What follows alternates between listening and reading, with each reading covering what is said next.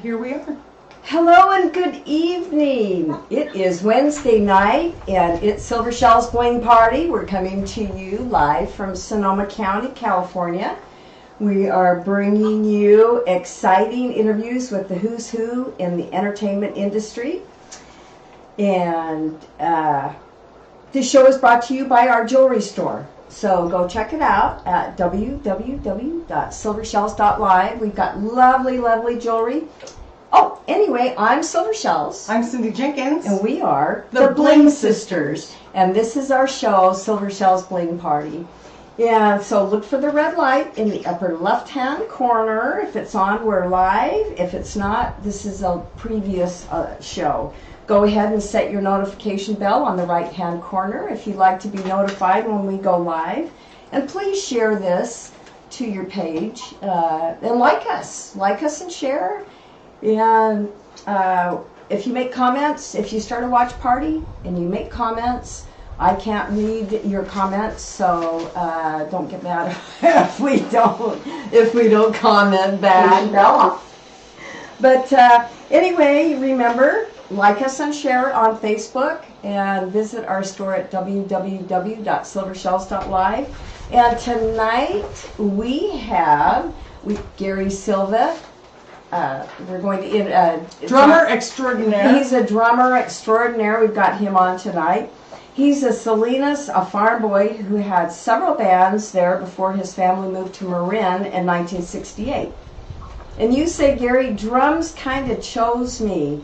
You like the beat. You like to beat on old lard cans in the yard. And you said It's a feeling that you had that stuck with you.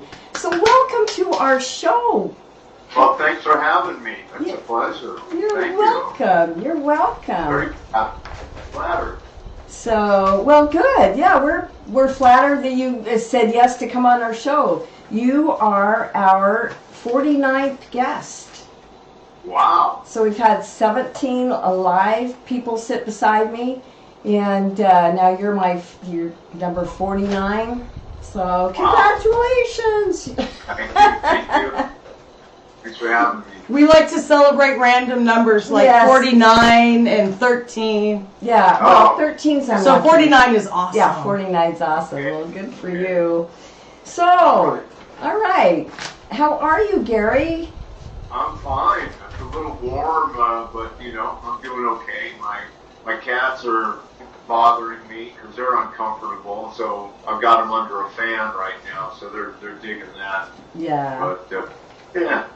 Okay, so Gary, I want to ask you, were you born into a musical family? Were your parents musical? My dad was a jazz freak. He was a jazz fanatic. Okay. He was in the Navy, and he got into music then. Actually way before then. But even as a little kid, he was always playing, there was Duke Ellington or Louis Armstrong, or he loved Stan Kent and Count Basie. And then when the first Monterey Jazz Festivals came, we were farm people. We were country people. Right. And wasn't a lot of forms of entertainment, but as soon as the Monterey Jazz Festival started happening, he and his friends would go. And he had a couple of friends, Ed Whalen and my uncle Leo, and a few other friends would go to these because they were 3-day festivals back then.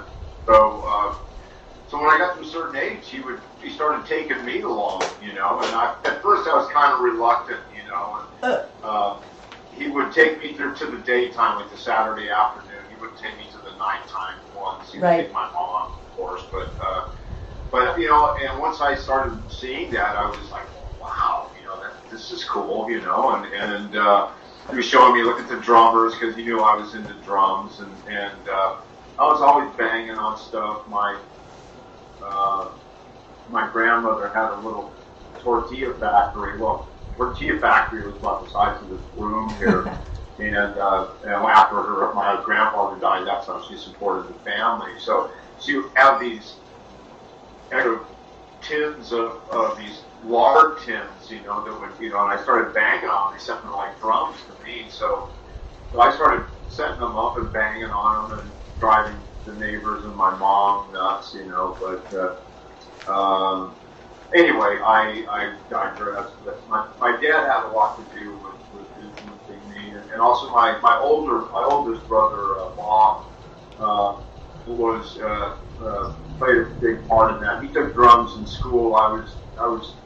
You had to be in 4th grade before you could go into school, and he was like in the 7th or 8th grade at that time, and so he had a pair of sticks and a practice pad, and I guess he lost interest, and finally he said, "Hey, you want these?" And I said, "Sure," you know. So that was a big influence. And then during the summertime, my uncles and aunts who lived in other parts of the state would send their daughters to take care of my grandmother, or just spend the summers with my grandma, and they were all very beautiful young women, and I think my uncle sent them there so that the boys wouldn't, you know, be all over them. But they had stacks of records, 45s, and they knew all the latest dances, and that was a big influence on me, because they would babysit me sometimes, or they would hang out. My mom became a beautician back in those days, hairstylist now, but so during the daytime in the summers, I would have been just, you know, on my own, but they kept my interest. I knew all the hits, I knew all the records. You know, they take me shopping for records. So yeah, I thank them for that. Yeah, so they had a lot to do with my musical upbringing, I'd say.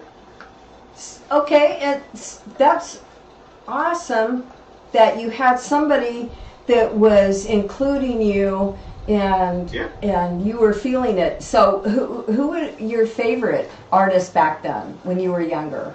Anybody really stand out? You know, I would say when I was a little kid in the 50s, I would say Little Richard, Okay. and Chuck Berry, and some of the girl groups, you know, there was some really cool, you know, Timmy Euro and Obscure Names. Yeah, but yeah, really. But Little Richard did it, and Chuck Berry did it for me, as well as Jerry Lee Lewis. You know, Elvis too, but not so much. You know, I was more of a Little Richard fan. Yeah, that really did it for me, and I used to love to watch his drummer. His drummer was this big, tall guy. He was left-handed, and he would play with his elbow on his knee. And I just thought, God, that looks so cool. Just the tall. So how do you do that? Yeah. So cool, yeah. But yeah, if you ever see any Little Richard old film of him, you'll notice the drummer, and he's playing. He's got his elbow on his knee. He's just he looks so cool doing it. You Just know? casual playing. Yeah. Oh, totally. Yeah. Hey, Yeah. oh Gary, Jeff and Sonny Bauer say send their love. Oh, great. Oh, fantastic. Yeah. My love right back at him. That's Absolutely. Yeah. That's cool. so you had it, and then all right. So you're watching Little Richard, and then you get into the drums, and then What? do you have a favorite group that has the best drummers that you watched or emulated? You know, I would have to say, you know, and I know it sounds cliche, but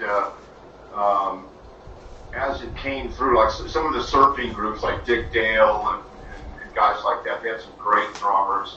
But once the English groups came in, I got to say Ringo, you know, and I know I'm sure people think I'm a blues drummer. Well, if I'm a drummer, I always say, people always say you're a blues drummer. But I say, no, I'm a drummer. I play all styles of music.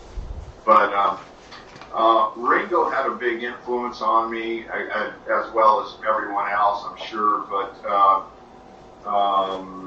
there was some great drummers. The Kinks had a great drummer. Of course, Charlie Watts and the Stones. The Animals had a great drummer.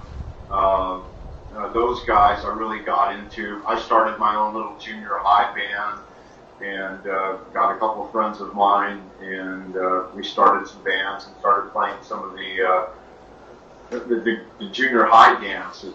Oh, cool. The proms and sock hops.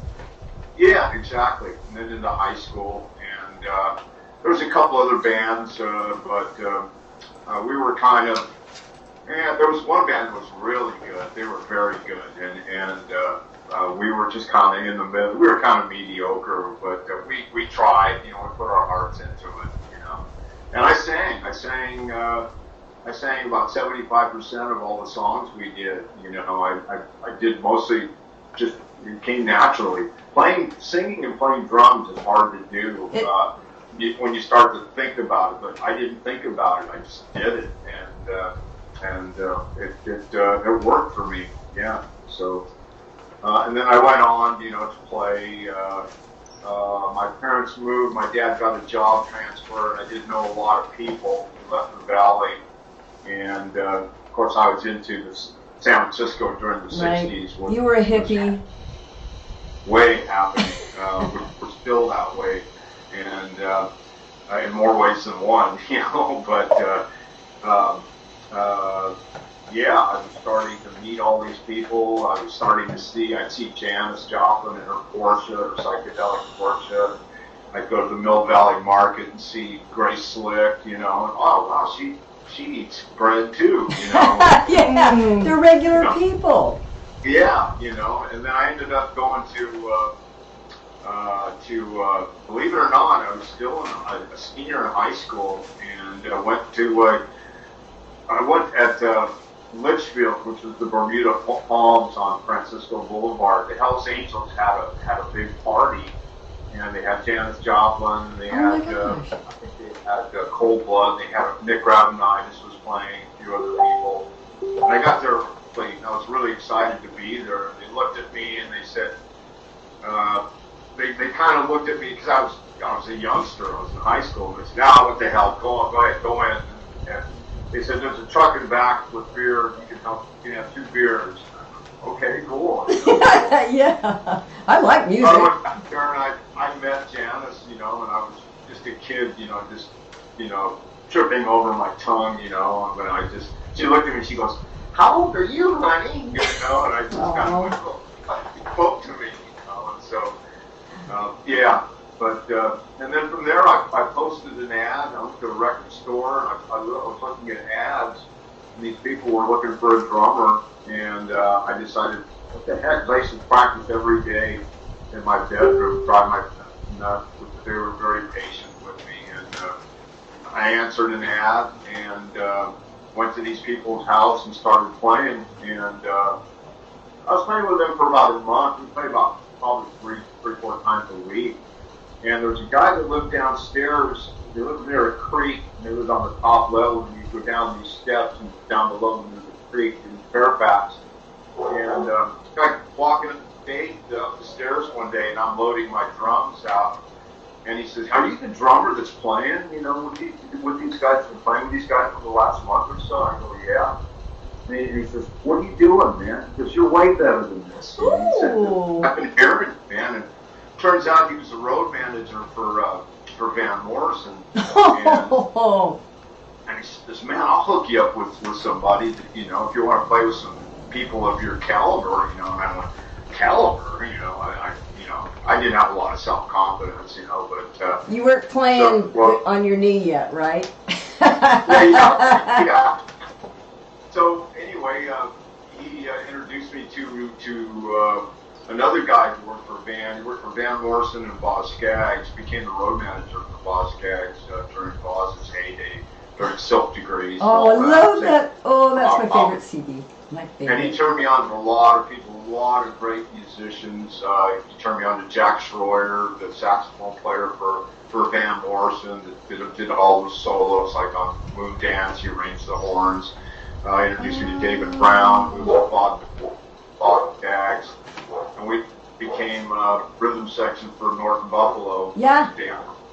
So, So a lot of these guys that I was seeing on stage, Elvin Bishop and, Albert Collins, all these people like go to the Fillmore and Winterland. And I was a country boy. I was in high school, and I remember these kids would, rich kids in Marin would say, "You got a car, right?" I go, "Yeah." And they, on a Thursday night, they'd say, let's go to the Fillmore tonight. And I go, "What?" Fillmore?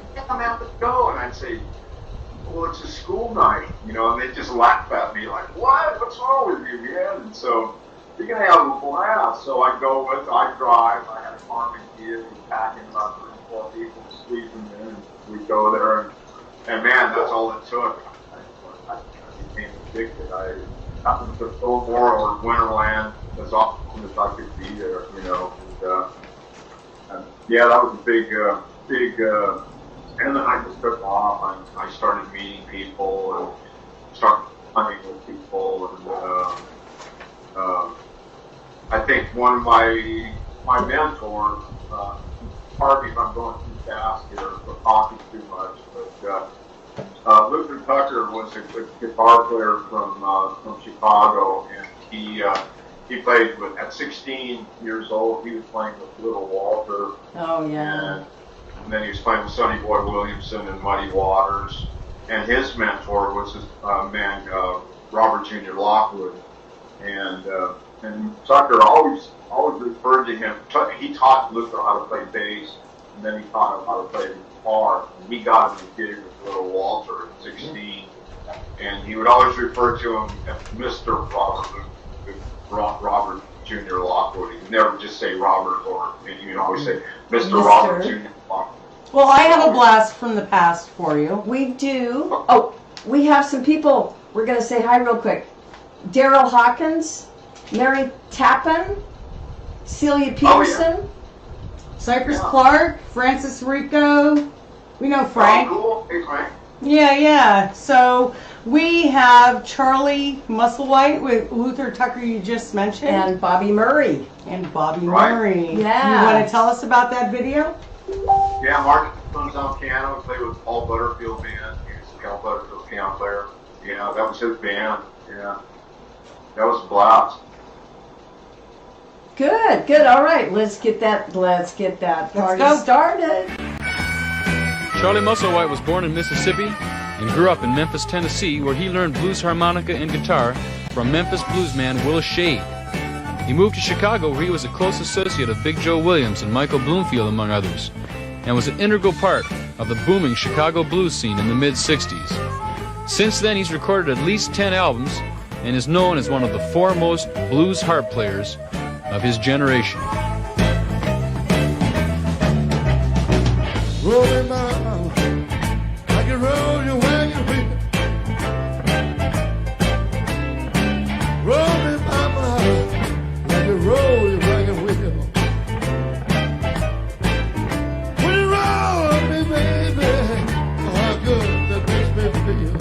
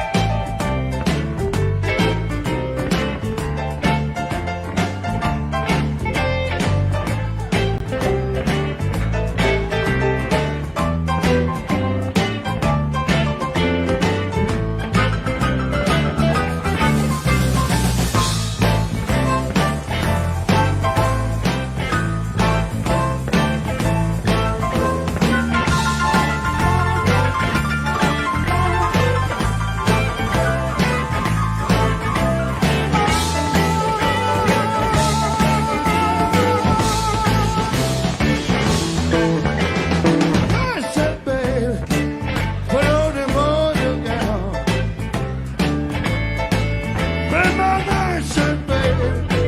Put on your morning gown. Well, I don't feel like sleeping. I just feel like lying down. Roll it, baby. Roll it all night long. Roll it, baby. Roll it all night long. Help me, mama. Will never do you wrong.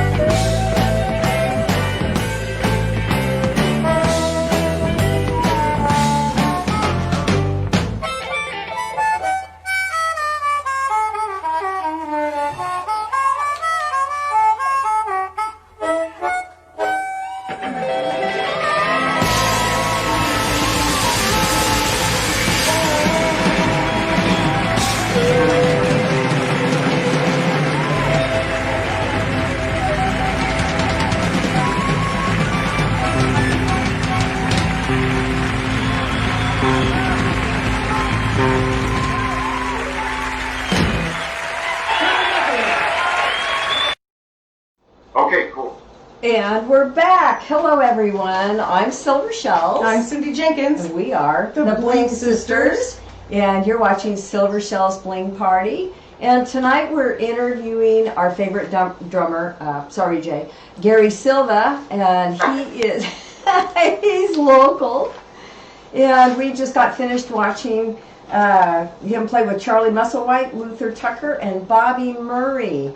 And so you've had an interesting past. You've met everybody you've just about wanted to meet. And so what are you doing now? What? I decided that I started working with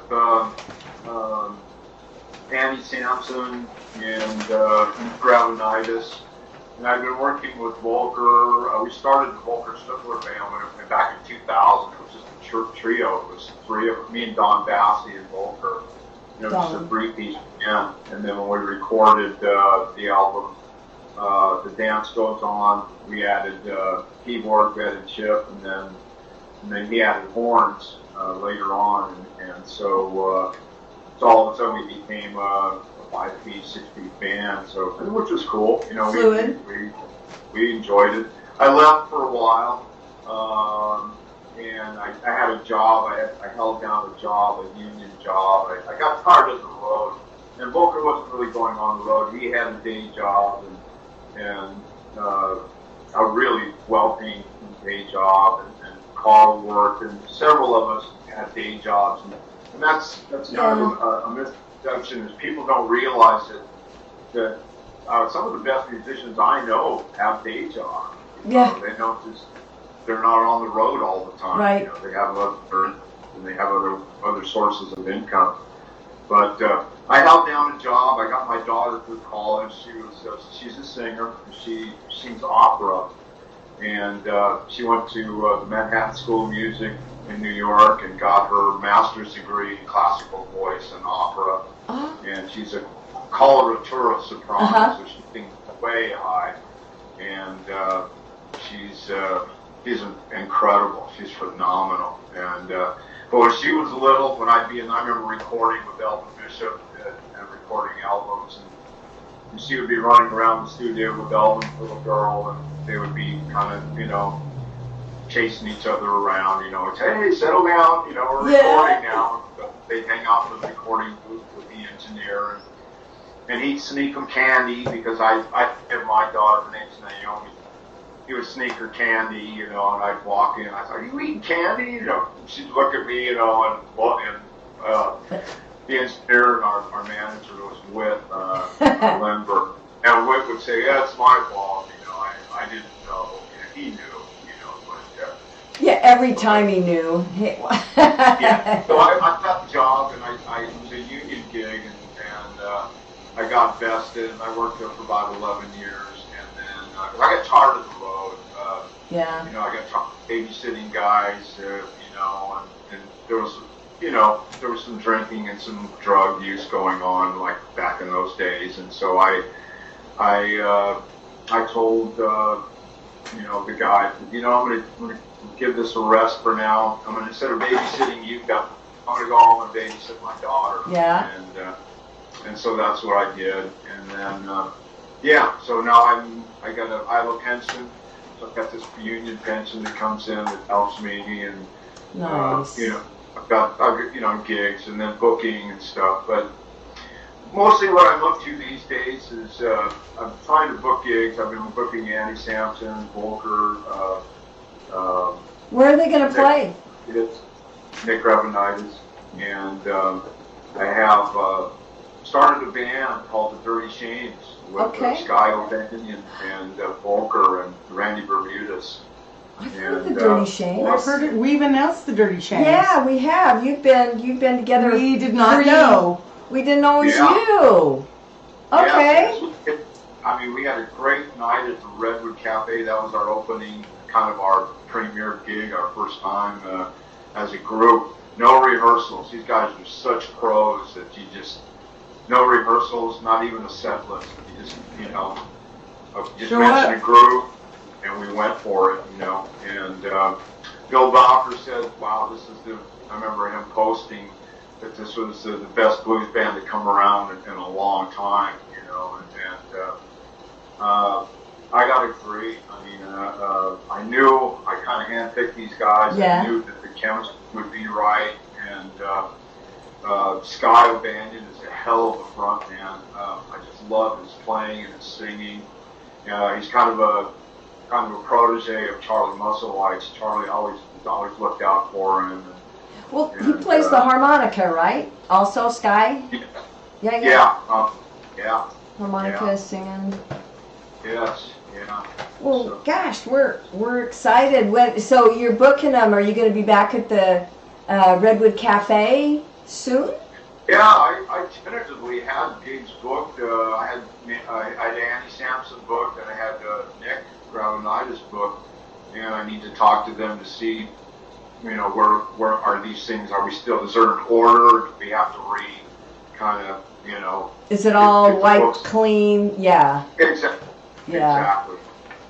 So, Well, we have a Volker Striffler video, Like it or yeah, not. that's a good one. like it Yeah. or not. And I really have to comment on the opening drum angle is really nice on this video. Where was it? Where was it filmed? That was at the Mondavi Center in Davis, California, right before you get to Sacramento, near the University, UC Davis. And we were opening for B.B. King.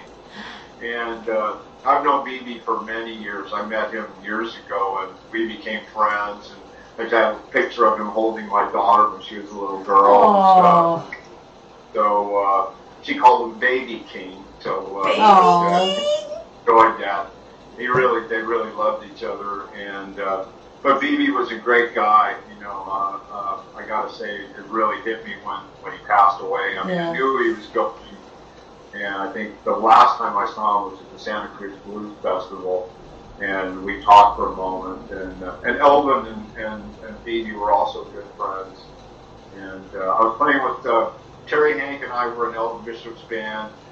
And then Terry left the band, and then I left Elvin's band. We started, so did the guitar player, Stevie Gurr. So the three of us left Elvin's band. We started Terry Hank and the Soul Rockers, and Terry started booking the band. And then we opened up, our bass player was Leonard Gill, who was the ex-bass player for B.B. King, and Leonard and B.B. were like brothers.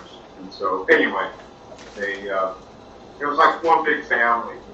Everybody knows everybody. It's really cool. Speaking of family, Levi Lloyd's watching. Oh, hey, Levi. All right. Celia Peterson. All right. And Mary Tappan. Mary Tappan? Yeah. I used to give her drum lessons. Nice. Yeah. All right, well, let's play this video, and then Let's we're going to go. come back and talk some more. Cool. Great. Okay.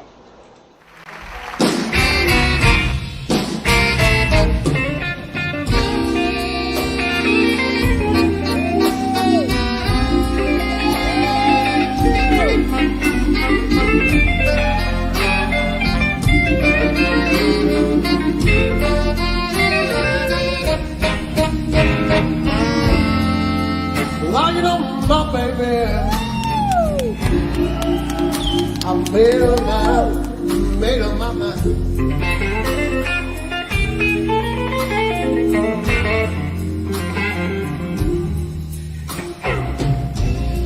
I ain't no use in crying, or wasting my time.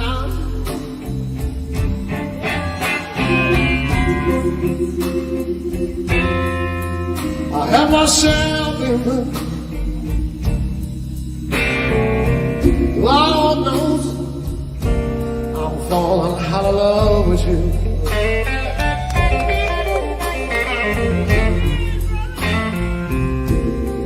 I know you try being true to me.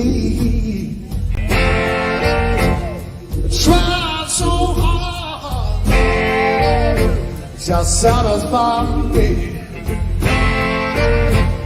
But every time I look in your face, oh, I can tell by the look in your eyes, I'm shaking on another man's baby, like you're my baby. What can I do? She's away.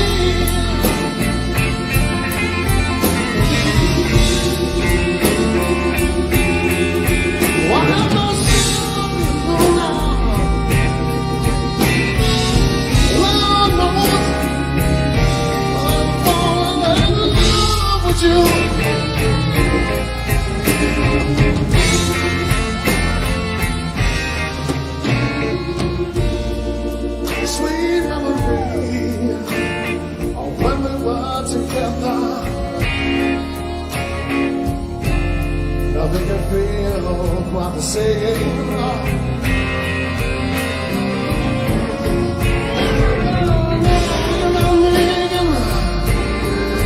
You got roses only yours.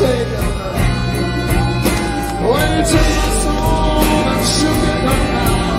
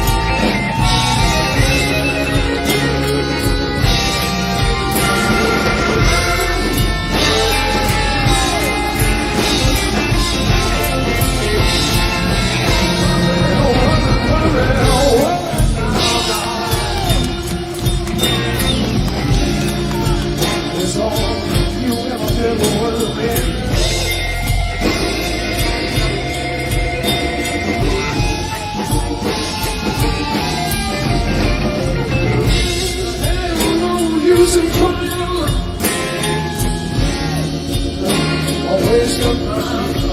waste of my time.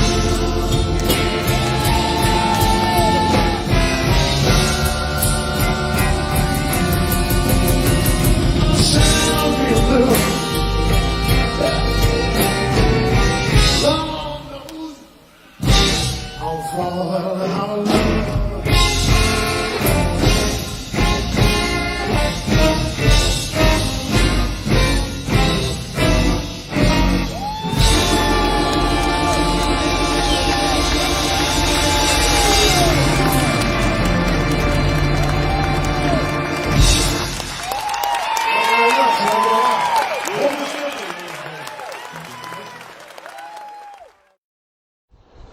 Okay. Hello, everyone. I'm Silver Shells. I'm Cindy Jenkins. And we are The Bling Sisters. And you're watching Silver Shells Bling Party. And we are interviewing Gary Silva, drummer extraordinaire. And he's been regaling us with his stories of people he knows. And it's just, wow. You know a lot of people, Gary. And you played with everybody. Pretty much, you've met everybody you wanted to. Who would you like to meet in the future? God, that's a good question. Boy, you know, I don't mean to play on us. that's a tough one because I was thinking of Dr. John. I played with Dr. John. He recorded with us on an Elton Bishop record, so we hung out with him and did a couple gigs with him. Actually, I met John Cleary, who I love. Played a couple times with Bonnie Raitt, and I played with Buddy Guy, Gene Wells. I know Buddy. I would have to say probably somebody in the jazz vein, probably somebody like Herbie Hancock. I've been listening to a lot of Herbie Hancock. Yeah. I've been listening to a lot of Miles Davis lately. My friend Ruben, keyboard player for Weird Al, has got me into jazz a lot, and so much so that right now that's pretty much all I'm listening to is jazz at the moment. And yeah, I'm listening to a lot of Miles, but Herbie Hancock would be one, probably Stanley Clarke, and Marcus Miller on bass. Those guys, Chick Corea, Yeah. you know, guys like that. Really admire those guys. Their talent is just phenomenal. Billy Cobham, drummers like Billy Cobham, who is with Mahavishnu Orchestra, among others. But I was lucky enough to meet a lot of my blues heroes, like Muddy Waters, and like I say, BB and those people, Buddy Guy, Junior Wells. Yeah. But yeah, I guess I'm still playing blues. I still love the blues. I still want to play the blues, especially with Sky and Volker and Randy. The Dirty Shames, I'm so anxious to chomping at the bit. I want to get that We are anxious too. Yeah, I'm just excited about this group, and they're all in. They're just Whenever I would call, they would just go, yeah, let's do it. And everybody was into it. Like I say, no rehearsing, no set list. We just call something, and these guys know it, know what to do. So I've got to ask you, is there a difference between jazz drumming, rock and roll drumming, country music drumming, blues drumming? Are they all different genres, or do you just pick a beat and go with it? I don't know. They're all different genres, but there are similarities. I was playing country. I played with the New Riders for a little while, and Gary Bogenson and Rusty Gauthier and myself. They got me into the band, and although that's more country rock, but you still use a little bit of the rock involved in that. There's a little funk involved in that. Country tends to be more subdued, and whereas like country music, you like what they call a country shuffle would be like, and whereas the shuffle in blues, it's sort of like, and jazz as well. People tend to think that the jazz drummers are the most talented and refined and that sort of thing. Ones particularly studied, like a lot of them, Tony Williams went to Juilliard, and some of the my great jazz heroes were studied. But I'll tell you, and rock, of course, is just, it's the heavy beat. It's all attitude and feel. You got to feel it. People have always told me that I'm a field drummer, and so whatever that meant, I never really knew, but I was able to adapt. I just listen, I hear it. Okay, I think I can do it, and then I could throw a little bit of my own flair. Feel it, yeah. But I know jazz drummers that are fantastic jazz drummers. It looks they appear to be able to play anything, but if you have them play a blues, they can't do it. They can't groove. They can't play a blues beat, a shuffle. Isn't that funny? Yeah, Luther Tucker taught me a lot of the differences in shuffles, and some of them just came naturally, and some of them. And Ron Thompson played a big part and taught me a lot about different blues beats, and also how to intermingle like a blues funk thing. Because we started Ron Thompson and the Resistors. Ron and I were playing with Mark Knapfel. That video you saw with Charlie Musselwhite and Bobby Murray. The piano player is Mark Knapfel. He played with Paul Butterfield Blues Band. Huh? And so, anyway, Ron and I, the bass player, left Mark's band and started, and we formed Ron Thompson and the Resistors. And in fact, I named the band the Resistors. He was going to call it Ron Thompson the Rejectors. Oh, the Resistors is so much better than the Rejectors. Yeah. Yeah, and I wasn't going for it. He was, no, I'm going to call it the Rejectors. And then I said, no, man, we can do better. And he says, quit being so resistant, And I went, how about the Resistors? And he just went, whoa, yeah, okay. So it became the Resistors, and right away we started getting nominated for BAMIs. We won several BAMIs. And you won. You were nominated for a Grammy, and oh my gosh, Norby Awards. Yeah, that was a hell of a band, high energy band. I had to take 3 changes of clothing with me because we would do it like the opening set would be an hour and a half, 2-hour set. Oh wow. Both owners would go, man, you guys got to cut short. People need to stop and drink, and they're trying to sell foods. Right, and nobody wants to leave the dance floor. Yeah, True. Yeah. That's funny. How funny. Yeah. Well, yeah. So Tucker and Ron Thompson, Luther Tucker and Ron Thompson had a lot to do with my. And Elvin Bishop. Elvin taught me a lot too about certain beats, and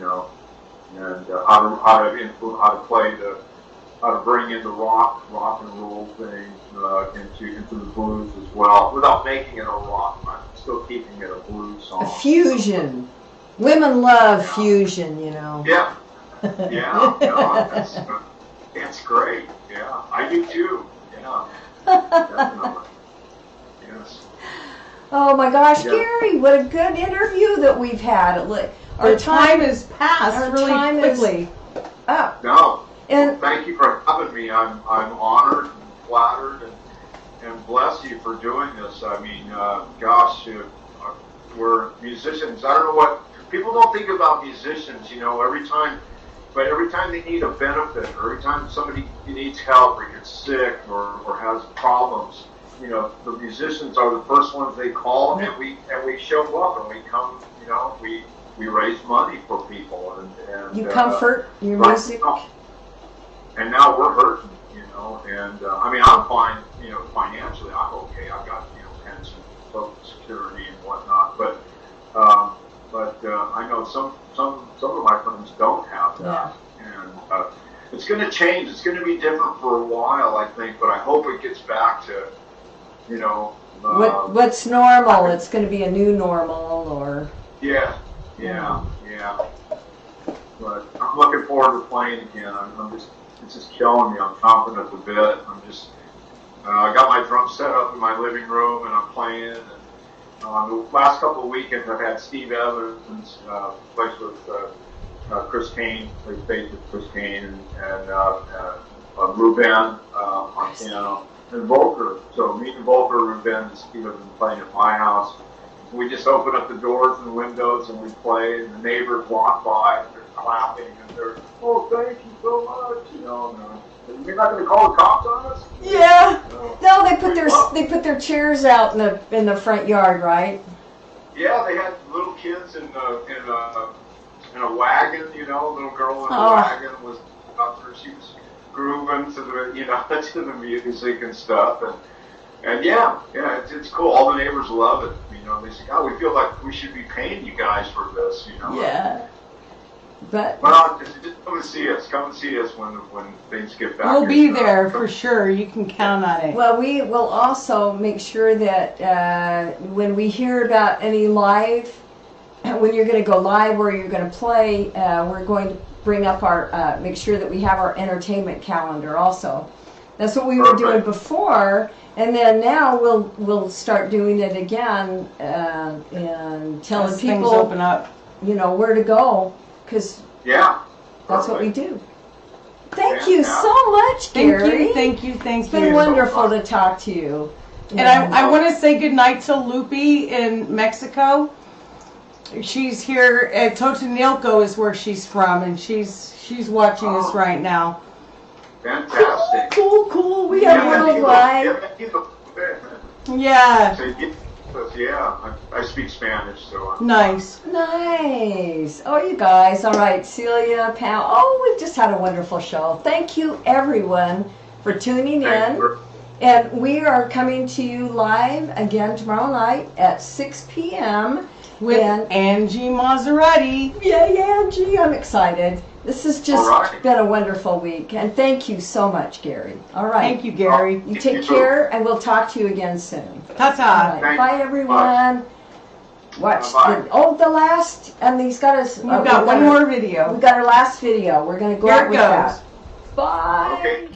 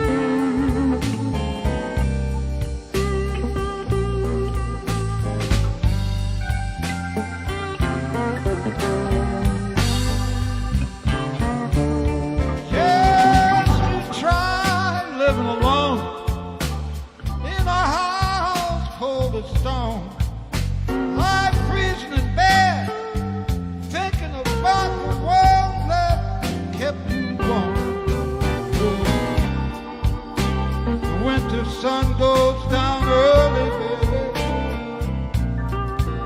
Whoa, hey, about 5:30.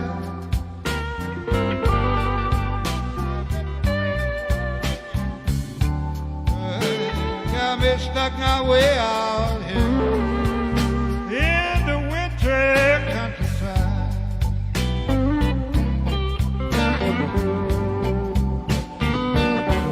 I see your face in the window, makes me turn my head.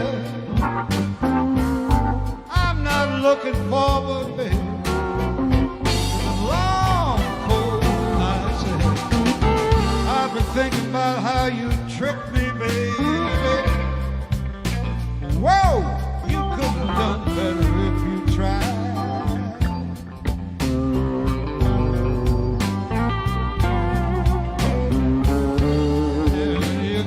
me stuck now way out here in the wintry countryside.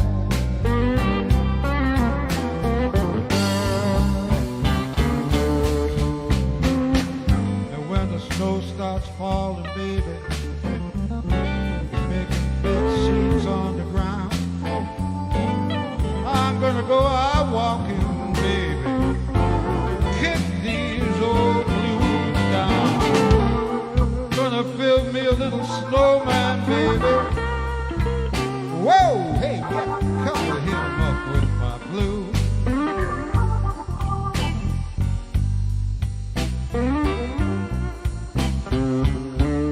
Yes, and when it melts in the springtime, take all my blue thoughts too. Yeah.